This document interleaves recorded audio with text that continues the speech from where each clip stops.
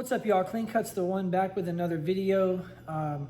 Man, I really appreciate all the comments, all the DMs, all the messages that I got after the last video that I put out. It was the first one in 2 years, and to be honest with you, it wasn't easy to put out. It was something that I knew that if I don't put this out right now, I'm not going to do it.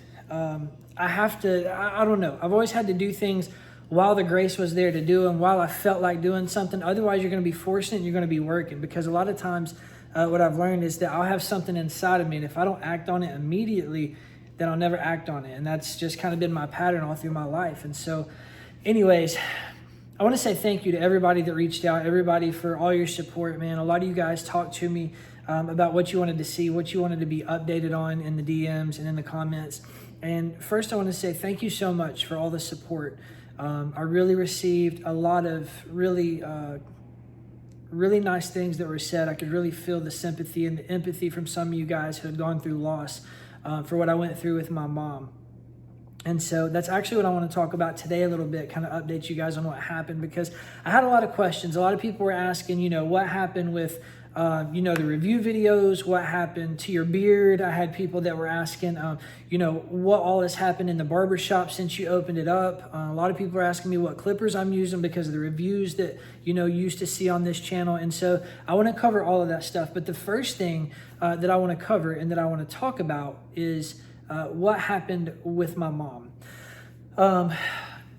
I was in IBS in New York City with Tomb 45 promoting for the Tennessee Barber Expo on March 7th of 2020.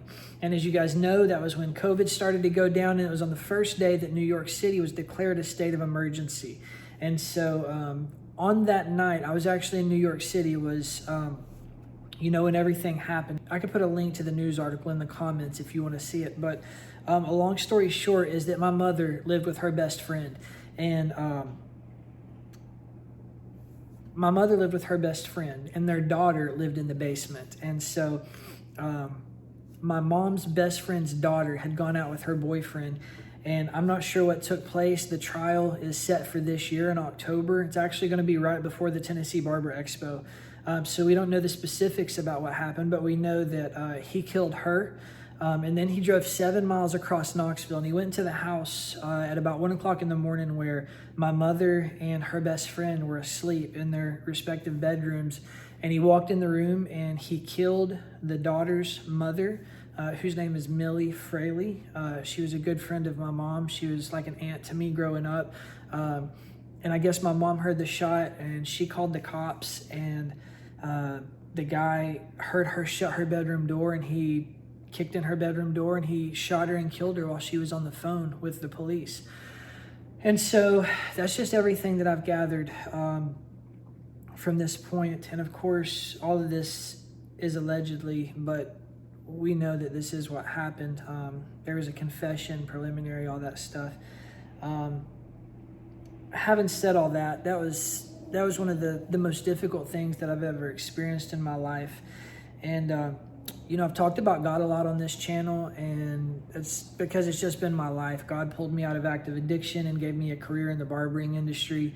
And so because of my relationship with him, I come to learn, what Jesus did for me. Jesus died so that I can be forgiven. And I've experienced a very real relationship with Jesus. And there's no other way to put it. Like, I'm not into making sure people go to church. As a matter of fact, most Christians really threw me off. I didn't want to be a Christian, but when I met Jesus, he really changed my life. And from spending so much time with him in prayer and trying to live according to, what I was reading in the Bible, there's a thing called Holy Spirit that comes in when you receive Jesus, and Holy Spirit is a comforter. And so when I heard that my mother had been killed on the phone, I was very sad. I cried and all those things, but I felt this Holy Spirit wrap me up. And this same Holy Spirit that lives inside of me began to move me into forgiveness for the person that did it. And I know that nobody, if you've never been through something like that, you don't know Jesus, you can't understand it. The things that make sense, the things that make sense to me in my relationship with Jesus don't make sense to the world. But it's just what happened. I know that I sound crazy to people that don't understand. I know that, if I was the person that I used to be, I would have done something different. But because I'm in him, when I got that news, it was like I moved into forgiveness, and I started thinking about people. Like, I've done things with guns. I haven't killed anybody, but I've done things. I've been in cocaine psychosis. I've done all kinds of crazy stuff. And it's like, when you're focused on the Spirit, then you have like an eternal perspective. And so anyways, I moved into forgiveness for this guy. And, but it changed me. When God come into my life like that, it really made me very grateful for my relationship with him. And it also let me know that like he's real. Not just that I didn't know that he was real before, but like I can't do this vague, out of reach God type scenario, but the very real God, the creator of the heavens and the earth, his name is Jesus. And he came in and he like protected me and he guarded me, and I've grieved with him. And I've really learned that I'm not a victim. I refuse a victim mentality. And a lot of the things that we complain about and a lot of the things that we think that we're entitled to, they're really just, they don't mean anything. They don't mean anything at all. I don't know how we get so entitled because we're influenced by so many things in the world, but I refuse a victim mentality. And so I took the last 2 years to I want to say to grieve, but also just to introspect, to look at and learn about who I am. What are my values? When something like that happens, you really start to evaluate what you've been doing and why you've been doing it. And you start to think about like what's important to you and why are these things important to you? And are these things like really as important as you think they are? And what I found was important to me was my family. What I found important to me is the time that I could spend with them. And so I spent the last 2 years, like a lot of us did, really figuring out what's important to us and spending a lot of time with my kids. And my son's 14, my daughter's 13, and I have a 7-year-old daughter, and they're growing up. And to be honest, I'm really thankful for the lockdowns and the way everything happened, because I don't know how it would have went if, we had to work. Having said that, I feel like we've kind of come out of the COVID-19 thing. I've had a little over about a year and a half to grieve and to think about the things that happened to my mom, and to really allow those circumstances and situations to mold me and to do whatever they were meant to do inside of me. And I'm not going to let my mom's death go to waste. It could have stuffed out a testimony. I could have gone back to using. I could have gone back to drinking. I could have quit my job. I could have just give up on the whole thing. But that wouldn't have done any justice to the life that I've already been given, and that wouldn't have made my mom proud. So the Bible says she's in a cloud of witnesses watching everything that I do. So I still want to live my life to make her proud. And so I just want to keep going. I just had to wait for it to be inspired divinely by God again. I didn't want to rush or force anything. So now we're here. Now I'm in a place where I can see like the shop and the clientele starting to come back out. It seems like society's feeling a little bit better about coming to the barber shop. The conversations are getting a little bit lighter. Things are a little bit better than they were, and because of that, I've really been praying and thinking about what I was going to do with this platform. And so now's the time. I'm thankful with regards to my mom that, we did the Believer Barber Project. That was a documentary that we did for 5 years. We started the Believer Barber Project when I was at Razor Sharp Barbershop right after I got graduated, because I knew that God was going to do something amazing in my life, because I knew what the Word said about it, and He told me He was going to do something incredible.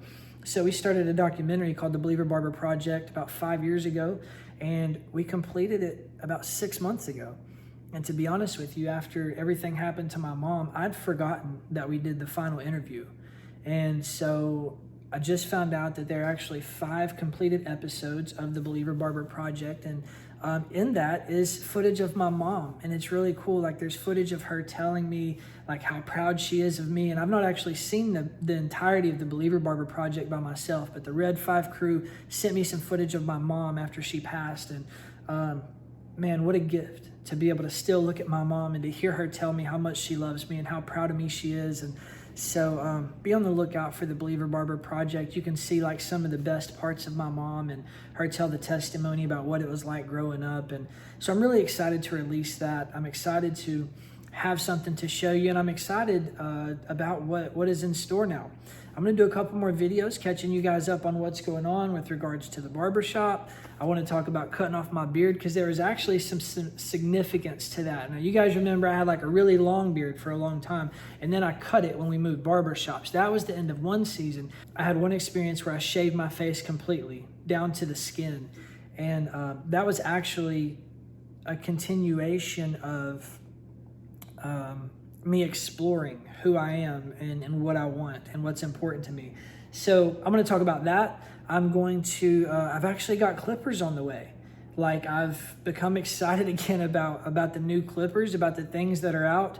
And I'm going to start coming back with the reviews. I'm going to start documenting what's going on. We've got Tennessee Barber Expo coming up in October. It's the second one. We've actually expanded. We had a hugely successful Tennessee Barber Expo hosted by Jay Majors. Everybody showed up for it except for Andis.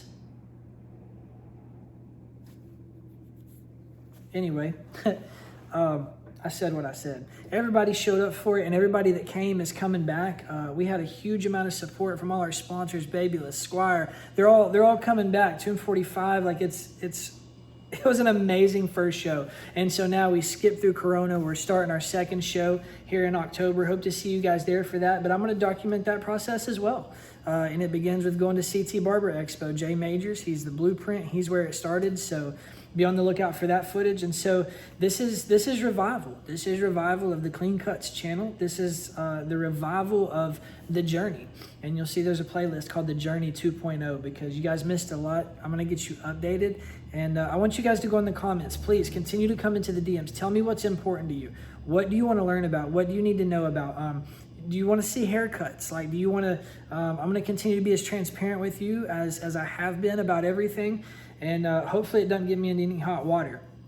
But tell me what you want to see. Tell me what's important to you. Tell me what your questions are so that way I can answer them in a future video.